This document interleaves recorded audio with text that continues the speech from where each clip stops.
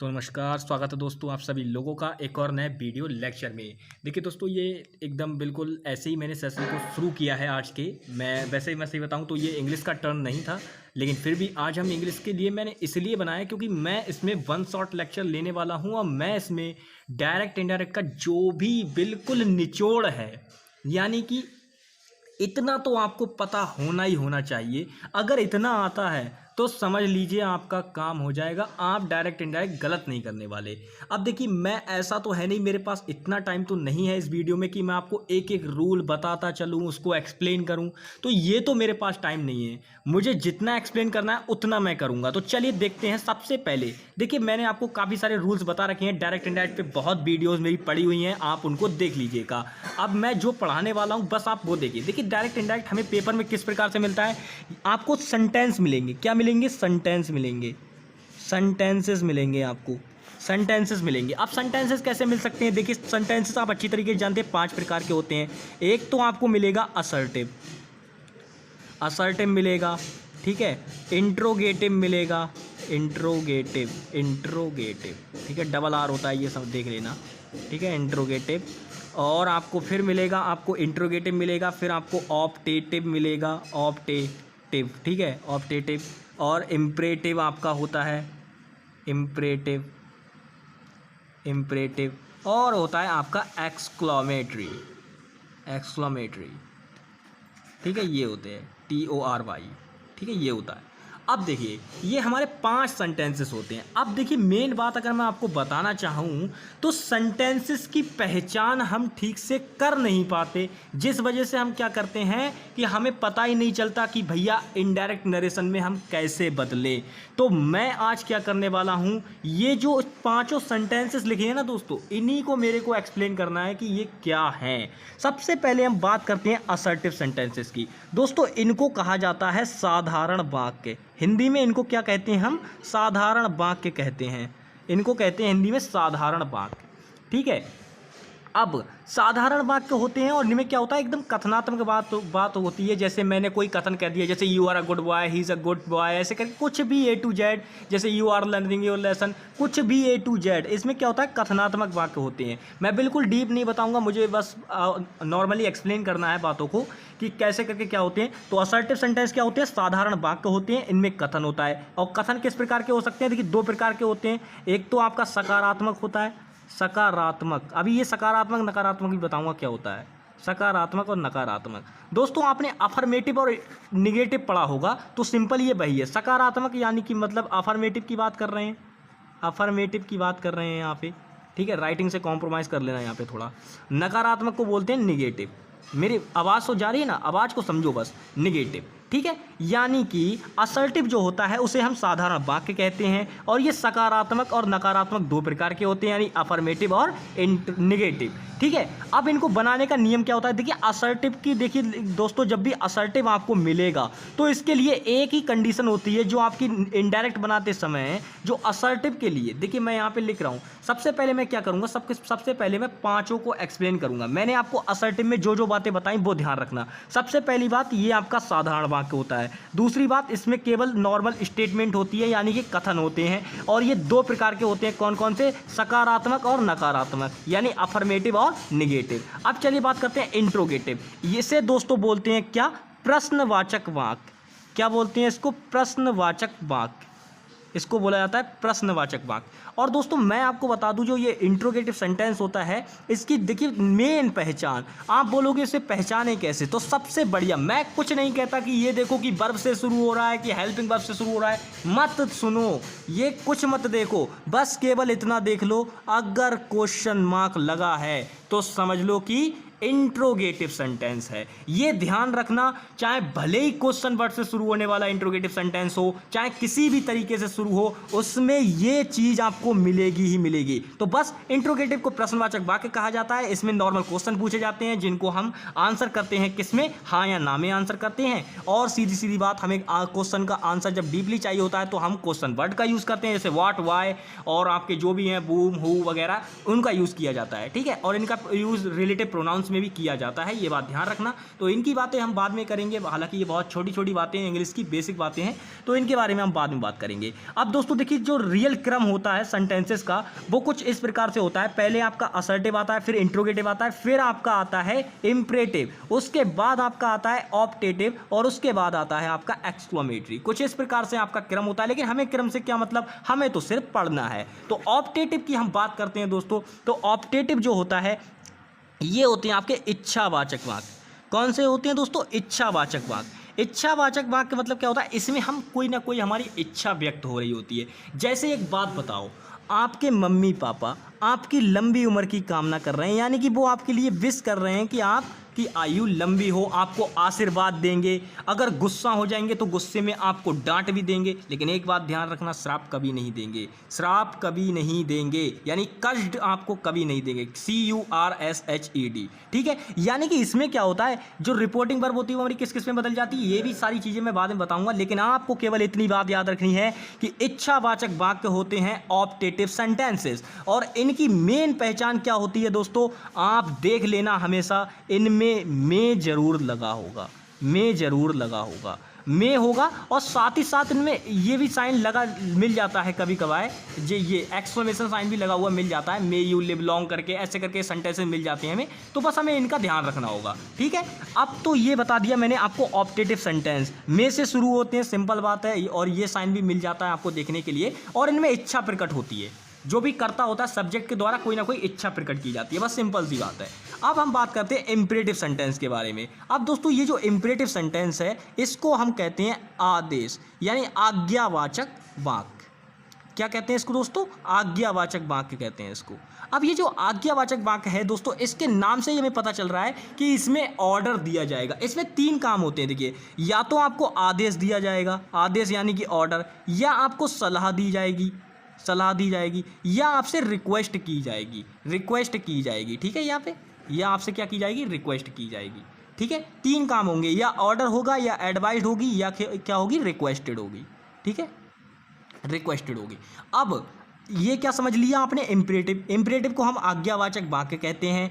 इनमें क्या होता है, आदेश, और क्या होती है, सलाह होती है, और क्या होता है, आपकी रिक्वेस्ट होती है, 3 चीज़ें होती हैं। अब इसकी पहचान क्या है इंपरेटिव सेंटेंस की, तो दोस्तों इसकी सिंपल सी पहचान ये है, ये हमेशा वर्ब की फर्स्ट फॉर्म से शुरू होते हैं। किससे शुरू होते हैं? वर्ब की फर्स्ट फॉर्म से शुरू होते हैं। और इसमें एक कंडीशन और होता है, मैं बोल रहा हूँ, आई नो कि आपको समझ में बिल्कुल एकदम ऐसा लग रहा होगा कि पता नहीं क्या आर्ट सी बना रखी है गोल गोल, तो मैं जो बोल रहा हूँ वो तो समझ में आ रहा है ना, वो समझ में आ रहा है, तो बस उतना ही बहुत है। इंपरेटिव सेंटेंस हमेशा वर्ब की फर्स्ट फॉर्म से शुरू होते हैं।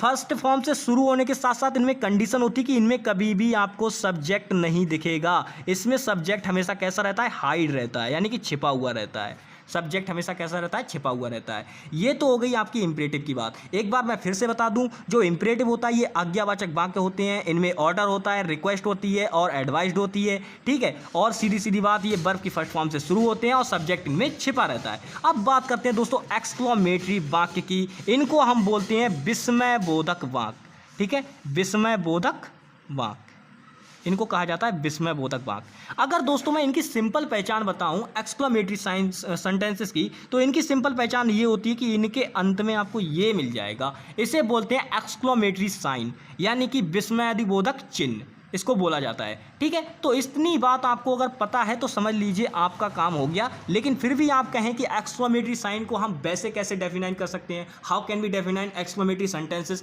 तो इसको डेफिनाइन करने का सीधा सिंपल फंडा ये है कि इसमें क्या होता है, मन के भाव, मन के या आपके हृदय के भाव, मन के भाव प्रकट होते हैं। जैसे मन के भाव की अगर मैं बात करूं तो कौन कौन से हो सकते हैं, जैसे ओ हो गया, हुर्रा हो गया, ये ठीक है, ये हो गया, ठीक है, वाओ हो गया, ठीक है। जैसे हम आज से कुछ भी हो सकता है A to Z, तो ये जो लिखे हैं, अलाज हो गया, ये ब्रावो हो गया, तो ये जो हैं दोस्तों, ये इतने सारे ये सब क्या है, तुम्हारे मन के भाव हैं, मन के और हृदय के भाव हैं, जो कि विस्मयादिबोधक यानी एक्सक्लेमेटरी सेंटेंसेस के अंतर्गत आते हैं। तो ये तो मैंने एक्सप्लेन कर दिए सेंटेंसेस जिनके बेस्ड पर पूरी तरीके से आपको डायरेक्ट इनडायरेक्ट मिलता है, और कुछ नहीं होता है डायरेक्ट इनडायरेक्ट में, बस इतना ही होता है। आप अगर ये 5 सेंटेंसेस के बारे में अच्छी तरीके से जान गए तो इनका इंटरचेंज कराना मेरे हाथ में है, मैं बहुत आराम से इनका इंटरचेंज आपको बता दूंगा। तो चलिए अब एक एक करके मैं इनका इंटरचेंज बताऊंगा कैसे करके क्या होता है। सबसे पहले मैं बात करूंगा असर्टिव सेंटेंसेस की, जिसके लिए मुझे कोई चीज की जरूरत नहीं पड़ने वाली है। असर्टिव सेंटेंस को एक्सप्लेन करने के लिए मैं एक ही में आपको दोनों बता दूंगा। यानी असर्टिव सेंटेंस के लिए देखिए, चाहे भले ही निगेटिव हो या अफर्मेटिव हो, निगेटिव में केवल एक छोटा सा ही तो चेंज होना है। बताओ, सोच के बताओ, निगेटिव में क्या चेंज होगा, निगेटिव में क्या चेंज होगा अफर्मेटिव से, ये आपका क्वेश्चन है, आपको बताना है ये। फिर भी मैं जब एक्सप्लेन करूंगा तो मैं बताऊंगा। मैंने आपको बताया कि ये 2 प्रकार के होते हैं, कौन कौन से, अफर्मेटिव, ठीक है, अफर्मेटिव होता है, और ये क्या होता है, निगेटिव होता है, निगेटिव होता है। अब दोस्तों मैं बता दूं, अफर्मेटिव हो या निगेटिव हो, दोनों के लिए जब आपकी जो रिपोर्टेड वर्ब होगी, रिपोर्टिंग वर्ब होगी, रिपोर्टेड नहीं, रिपोर्टिंग वर्ब जो होगी वो आपकी सैड हो जाए, क्या हो जाए, सैड हो जाए, चाहे भले ही निगेटिव हो चाहे अफर्मेटिव हो, उससे मतलब नहीं है। अगर आपकी रिपोर्टिंग वर्ब जो है वो सैड हो जाएगी, तो ये जब आप इनडायरेक्ट नरेशन में बदलेंगे तो आपको ये क्या करना होगा, टोल्ड करना होगा। लेकिन कब करना होगा ये मैं बहुत अच्छी तरीके से बता चुका हूं भैया, पिछली वीडियो देख लेना, क्योंकि यहां पे टू करके जब भी कोई ऑब्जेक्ट लगा होगा तभी आप क्या करोगे, टोल्ड कर दोगे। डेट कंजंक्शन का इस्तेमाल करना है, ये बात दूसरा पॉइंट है, याद रखना, डेट कंजंक्शन का इस्तेमाल करना है। डेट कंजंक्शन का इस्तेमाल करते ही बाकी जो भी असर्टिव वाले रूल हैं वो सारे के सारे मैं पिछली वीडियो में बता चुका हूं, बस वही रूल अप्लाई होने हैं और कुछ नहीं होना है। ठीक है, सिंपल सी बात है। चलिए आगे बढ़ते हैं, इंट्रोगेटिव की बात करते हैं। इंट्रोगेटिव की बात करते हैं। इंट्रोगेटिव में मैंने दोस्तों आपकी सिंपल इसकी पहचान बताई थी। इसमें क्वेश्चन पूछे जाते हैं नॉर्मल, जिनका उत्तर हम यस और नो में करते हैं। क्वेश्चन वर्ड लगा के हमें पूरा जब आंसर चाहिए होता है तो हम क्वेश्चन वर्ड का इस्तेमाल करते हैं, जिससे हमें पूरे क्वेश्चन का आंसर मिल जाता है। उसमें हमें यस और नो में आंसर नहीं कर सकते। इंट्रोगेटिव की सिंपल पहचान होती है, इसमें प्रश्न सूचक चिन्ह यानी क्वेश्चन मार्क लगा होता है, ये इसकी पहचान होती है सिंपल। अब देखिए मेन बात क्या है, मेन बात क्या है, इसे हम जब हमें ये अपनी डायरेक्ट नरेशन में मिलेगा तब हम इसका क्या करेंगे। तो जब भी आपको इंट्रोगेटिव सेंटेंस मिलेगा डायरेक्ट नरेशन में, तो आपको रिपोर्टिंग जो वर्ब होगी, रिपोर्टिंग वर्ब क्या होगी, सिंपल यार, जब रिपोर्टिंग वर्ब जो होगी वो हमारी सैड होगी, सैड। तो इसको हम कैसे बदलेंगे, तो सैड को देखिए दोस्तों 2 में बदलते हैं, या तो आप कर दो आस्क्ड, क्योंकि जब इंट्रोगेटिव जब भी हम प्रश्न पूछते हैं, देखिए इसमें खुद ही आ गया, आस्क्ड माने होता है पूछना, तो प्रश्न पूछना, तो यहीं से हमने उठा लिया क्या, आस्क्ड उठा लिया। और यहीं पे एक होता है इंक्वायर्ड ऑफ, ठीक है, इसका इस्तेमाल भी कर सकते हैं आप, दोनों का इस्तेमाल कर सकते हैं, दोनों का इस्तेमाल कर सकते हैं, कोई दिक्कत नहीं है। ठीक है, तो आस्क्ड का ज़्यादा यूज़ किया जाता है, इंक्वायर्ड ऑफ का इस्तेमाल ज़्यादा नहीं किया जाता है। लेकिन जहाँ पे किया जाता है, जब मैं इंट्रोगेटिव सेंटेंसेस आपको पढ़ाऊंगा अच्छे से, तब मैं बताऊंगा कि इंक्वायर्ड ऑफ का इस्तेमाल आपको कहाँ पे करना अनिवार्य होता है। ठीक है, वहाँ पे आप करेंगे। अब बात करते हैं हम दोस्तों किसकी, ऑप्टेटिव की। ऑप्टेटिव की बात करेंगे सबसे पहले, ऑप्टेटिव, ठीक है, ऑप्टेटिव सेंटेंसेस इसकी बात करते हैं। ऑप्टेटिव सेंटेंस को मैंने आपको बताया था, ये इच्छावाचक वाक्य होते हैं। कैसे वाक्य होते हैं दोस्तों, इच्छावाचक वाक्य होते हैं, इच्छावाचक वाक्य होते हैं। अब दोस्तों इनके देखिए, इनको बदलने का सिंपल, मैंने ऑप्टेटिव सेंटेंस की आपको पहचान बताई थी। ये हमेशा किससे शुरू होते हैं, मे से शुरू होते हैं, और इनमें क्या होता है, इच्छा प्रकट की जाती है। जैसे शुभकामनाएं दे रहे हैं, किसी को शुभकामनाएं दे रहे हैं, ठीक है, और अगर शुभकामनाएं नहीं देते हैं तो हम क्या करते हैं, किसी के लिए आशीर्वाद देते हैं। ठीक है, यानी कि आशीर्वाद, श्राप, ये जो चीज़ें हैं, आशीर्वाद हो गया, श्राप हो गया, आपका आशीर्वाद हो गया। ठीक है, आशीर्वाद हो गया, 2 चीज़ें हो गई ये। और आपके जो भी हैं विस्ड वगैरह होती हैं जो भी, तो ये विस्ड होता है, और CURSED कस्ड होता है। ये 2 चीज़ें लगती हैं इसमें, किसकी जगह पे लगती हैं, रिपोर्टिंग वर्ब सैड की जगह पे लगती हैं ऑप्टेटिव सेंटेंसेस के लिए। ठीक है, तो सिंपल आपको इतना याद रखना है, जब भी ऑप्टेटिव सेंटेंस की बात होगी डायरेक्ट नरेशन में, तो हमें क्या करना है, जो भी हमारी रिपोर्टिंग वर्ब होगी उसे हम क्या करेंगे, विस्ड और कस्ड में बदल देंगे। डेट कंजंक्शन का इस्तेमाल होगा इसमें भी। और दोस्तों इंट्रोगेटिव सेंटेंसेस में मैं अगर कंजंक्शन की बात करूँ तो इफ़ और वेदर का प्रयोग किया जाता है। ए फॉर वेदर का प्रयोग किया जाता है। ठीक है, 2 कंजंक्शन का इस्तेमाल किया जाता है यहाँ पे ए फॉर वेदर का। मैंने आपको बताया कि ऑप्टेटिव सेंटेंसेस में हम क्या करते हैं, डेट कंजंक्शन का इस्तेमाल करते हैं। बिस्ड और कस्ड, यही 2 ज़्यादा यूज होते हैं, बिस्ड और कस्ड ज़्यादा यूज होते हैं, इनको आप याद रखिएगा दोनों। ठीक है, चलिए इसके बाद अब हम आगे बढ़ते हैं कि भैया इंपरेटिव सेंटेंस में क्या होता है। इंपरेटिव सेंटेंस आपके आज्ञावाचक होते हैं, मैंने आपको बताया अभी। ठीक है, इंपरेटिव सेंटेंसेस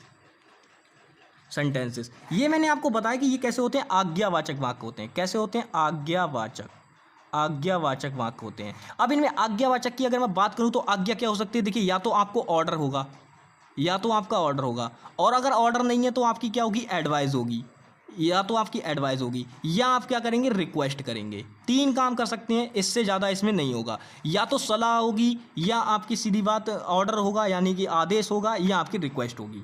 ठीक है, रिक्वेस्ट होगी। अब बात करते हैं, ये तीनों जब आपको दिख जाएंगी तो आप करोगे क्या।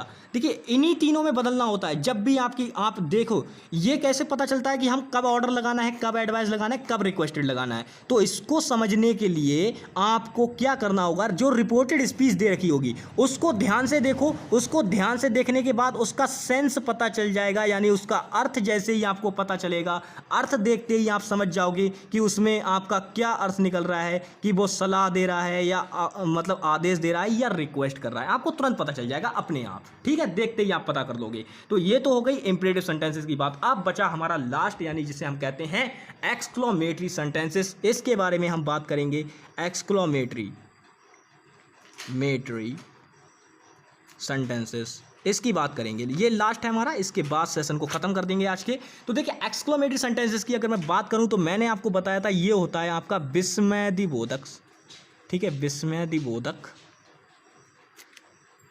वाक्य। ठीक है, विस्मयदिबोधक वाक्य होता है। राइटिंग से आज कॉम्प्रोमाइज़ कर लेना, मुझे थोड़ा तेज पढ़ाना था आज, इसीलिए मैंने राइटिंग ऐसे ही टेढ़ा बख्शा लिख दिया है, कोई बात नहीं।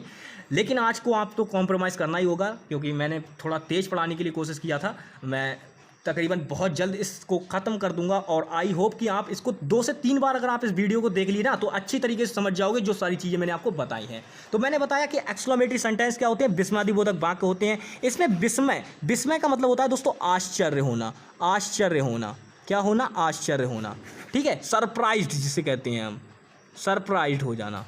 ठीक है, सरप्राइज्ड। ठीक है, अब देखिए दोस्तों, समझने की बात यहाँ पे क्या है कि विस्मयदिबोधक वाक्य में सबसे मेन पहचान इसकी क्या होती है, रिपोर्टेड स्पीच में आपको जब भी दिख जाए ये लगा हुआ वाक्य के लास्ट में, तो आप तुरंत देखते ही पहचान लोगे कि भैया विस्मयदिबोधक वाक्य है यहाँ पे हमारा। ठीक है, इसमें एक्सक्लेमेशन साइन जरूर लगा होगा, बस ये आपकी पहचान है किसकी, एक्सक्लेमेटरी सेंटेंसेस की। अब आप बोलोगे चलो ये तो मान लिया कि हाँ चलो ये तो दिख जाएगा, तो हम बता देंगे कि एक्सक्लेमेटरी साइन है, लेकिन और क्या क्या पहचान होती हैं। तो दोस्तों ये ध्यान रखना, आपको इस प्रकार से मिल जाएगा, आपको ये जरूर मिल जाएंगे, ये मिल जाएगा, ये भी मिल जाएगा, ब्रावो जिसे हम कहते हैं ये भी मिल जाता है आपको, अलाज मिल जाता है, ओह मिल जाता है, और ये सब क्या है, मन के भाव हैं, आपके हृदय के भाव हैं। ठीक है, वाव मिल जाता है, ये वाला ज़्यादा यूज़ नहीं होता है, लेकिन ये जो हैं ये बहुत यूज़ होते हैं। ठीक है, ये आप देखिए, और केवल ओ तो मैंने लिख दिया है, और लिख दिया, ब्रावो, अलाज, ये इतने सारे हैं, काफ़ी और भी हैं कुछ, तो वो आप अपने आप देख लीजिएगा। लेकिन अब ये आ जाने पे हम इनकी जगह पे इस्तेमाल कैसे करते हैं, तो दोस्तों मैं आपको बता दूं, हुर्रा मतलब होता है खुशी होना, ब्रावो मतलब इसके लिए भी खुशी होता है, ओ मतलब होता है दुखी थोड़ा बहुत, और ओ मतलब इसका मतलब थोड़ा सा सरप्राइज्ड हो जाना, और अलाउज्ड का मतलब होता है दुखी हो जाना बहुत। तो इनके लिए जब भी ये मिलेंगे तो हम जो हमारी रिपोर्टिंग वर्ब होगी, रिपोर्टिंग वर्ब, इसका हम क्या करने वाले हैं दोस्तों, रिपोर्टिंग वर्ब जो हमारी सैड होगी इसको हम चेंज कर देंगे उठा के एक्सक्लेम्ड विद। ठीक है, एक्सक्लेम विद, और देखिए अलास के लिए सोरो लग जाएगा, सोरो यानी कि दुख लग जाएगा। अगर मैं ब्रावो की बात करूं तो यहाँ पे जॉय लग जाएगा ब्रावो के लिए। हुर्रे के लिए आप हैप्पीनेस लगा सकते हो, या इसके लिए भी जॉय लगा सकते हो। ठीक है, और अगर आप बात करें ये वाले ओ के लिए तो इसके लिए सरप्राइज लगा सकते हो, और ये जो ओ है ये भी दुख के लिए, तो इसके लिए भी ये लगा सकते हो। ठीक है, तो ये सारी चीज़ें हैं, ये आपके हो गए आपके पाँचों सेंटेंसेस मैंने आपको बता दिए और मैं जानता हूँ कि मैंने आपको इम्परेटिव जो मैंने आज्ञावाचक वाक्य बताया था उसमें मैंने छोटी सी चीज़ छोड़ी थी, वो थी लेट वाले वाक्य। अब लेट वाले वाक्य देखिए दोस्तों दो प्रकार के होते हैं, ये मैं बता रहा हूँ, इम्परेटिव की बात कर रहा हूँ। इम्परेटिव में आपको मैंने लेट वाले वाक्य नहीं बताया। लेट में दो प्रकार के होते हैं, एक तो लेट के बाद अस आता है और एक लेट के बाद आता है आपका मी आता है या अदर कोई भी चीज़ आ जाती है लेकिन अस नहीं आए। तो ये देखिए दोनों के लिए अलग अलग रूल हैं। लेट अस वाले के लिए तो बहुत ही सरल है, सिंपल। इसके लिए तो रिपोर्टिंग वर्ब जो होगी, रिपोर्टिंग वर्ब इसको कुछ नहीं करना है, इसको केवल उठा के कर देना है भैया, सीधी सीधी बात, सजेस्टेड कर देना है, सजेस्टेड में बदल देना है और प्रपोज्ड कर देना है। दो काम करना है इस वर्ब का, या तो सजेस्टेड कर दो या प्रपोज्ड कर दो, प्रपोज्ड कर दो। कंजंक्शन क्या लगाओगे, कंजंक्शन लगाओगे देखिए अगर अस है और यहाँ पे ही सेड टू मी, अगर आपको या तो सब्जेक्ट में आई या बी मिल जाए, सब्जेक्ट में आई या बी मिल जाए, या आपको ऑब्जेक्ट में मी या अस मिल जाए, इन चारों में से अगर एक भी मिल जाए तो आप बी शुड का इस्तेमाल करोगे, बी शुड कंजंक्शन का इस्तेमाल करोगे। और अगर आपको एक भी नहीं मिलता है तो आप दे शुड कंजंक्शन का इस्तेमाल करोगे, दैट दे शुड। ठीक है, सिंपल, इतनी सी बात है। अब लेट मी वगैरह बारे में इसमें क्या करना पड़ता है, इसमें केवल कुछ नहीं, सिंपल सा चेंज होता है, डेट का इस्तेमाल करना होता है और कुछ नहीं होता है। ठीक है, सिंपल। और लेट मी को बिल्कुल लेट को टू लेट में चेंज कर देते हैं, जो लेट होता है इसको हम बदल देते हैं टू लेट में, टू लेट में। अब ये चीज़ें मुझे अभी फास्ट में बतानी थी, इसलिए मैंने बिल्कुल बहुत ही तेज़ी में इन चीज़ों को बताया है। आई नो कि एक बार में तो समझ में बिल्कुल नहीं आने वाली हैं, आपको 2 से 3 बार इस वीडियो को देखना होगा, जिसके बाद आप समझ जाएंगे। और ये देखिए, आप अभी देखिए, इसके बाद आप जब भी देखेंगे तो आपको ये समझ में आएगा पक्का। अब मैं बता रहा हूँ आपको एक छोटी सी और बात है, यहाँ पे देखिए सिंपल इम्परेटिव सेंटेंस में मैंने आपको बताया कि देखिए यहाँ पे इम्परेटिव सेंटेंस होता है, देखिए दोस्तों इसका जो मेनली कंजंक्शन होता है जिसका हम बहुत ज़्यादा यूज़ करते हैं वो होता है टू लगाते हैं इसमें भैया, टू कंजंक्शन का इस्तेमाल किया जाता है। इसमें 3 कंजंक्शन इस्तेमाल होते हैं कुल मिला के अगर मैं देखूं तो। एक तो होता है टू और लेट के स्थान पे टू लेट का इस्तेमाल करते हैं, ये भी मैंने आपको बताई। और होता है that they should, that be should, यानी कुल मिला के इसमें 4 कंजंक्शन प्रयोग किए जाते हैं। अगर मैं आपको बात करूं तो इंट्रोगेटिव में इफ और वेदर कंजंक्शन का यूज़ किया जाता है। अगर मैं यहाँ पे एक्सक्लेम की बात करूँ तो यहाँ पे डेट कंजंक्शन का यूज़ होता है, यहाँ पे डेट कंजंक्शन का यूज़ होता है और यहाँ पे भी डेट कंजंक्शन का यूज़ होता है। यानी कुल मिला के अगर डायरेक्ट इनडायरेक्ट ये बातें मैं लिखवाऊंगा, इंपॉर्टेंट बातें, ताकि आपको अच्छे से समझ में आए। तो आई होप कि आज की वीडियो तो आपको समझ में आ गई होगी। राइटिंग तो आप देख ही रहे हो, देखो ये देखो कितनी अच्छी राइटिंग लिखी है, वाह भाई, राइटिंग बहुत बेहतरीन लिखी हुई है। आज की तो ऐसी ही है, बस जो भी है फिलहाल आपको समझ में आया होगा। देखिए मैंने साथ ही साथ बोला है, इसलिए अगर आपको लिखा हुआ समझ में ना आए तो आप बोले हुए को तो समझ ही सकते हो। मैं जो बोल रहा हूँ वो तो आपको समझ में आ रहा है ना, तो बस उतने में ही आपका काम हो जाएगा। आप बिल्कुल बहुत अच्छी तरीके से डायरेक्ट इनडायरेक्ट में गड़बड़ तो नहीं करने वाले, अगर मेरी बातों को आपने ध्यान से सुना होगा। मैं ये नहीं कह रहा हूँ कि मैंने ये लिखा है ये आपको समझ में आए, मैंने जो बोला है वो आपको पक्का समझ में आया होगा। तो चलिए दोस्तों, मिलेंगे नेक्स्ट वीडियो में, तब तक के लिए bye bye, take care and जय हिंद दोस्तों।